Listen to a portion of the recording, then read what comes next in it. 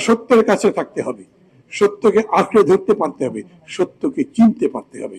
সেই সত্য মানে কি? সঠিকতা, যেটা করলে সত্যি আমি জিতে যেতে পারি, সামনের দিকে যেতে পারি।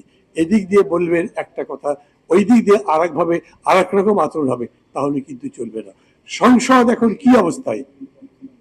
সরকারি দল তার মতো চলছে, কোন পথে চলছে জানি না। বাজেট একটা করেছে, 7.5 লক্ষ কোটি টাকা যদি তার বাজেটের অঙ্ক হয়, তার মধ্যে 5 লক্ষ কোটি টাকারই কোনো খবর নাই। কোথায় পাবেন টাকা? এগুলো বাস্তবায়ন হবে?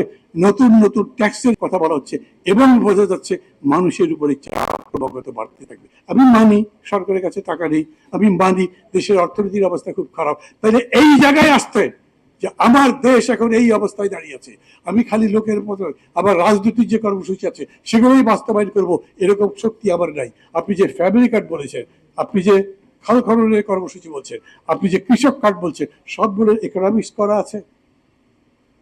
এরপরে রিপোর্ট নিয়ে শেষে বলবে হ্যাঁ আমাদের সব ডেটা করা আছে। তারপর আপনি জিজ্ঞেস করেন ডেটাগুলো দেন, তখন বিবিএস এর কথা বলবে নিজেদের কাজ করা আছে।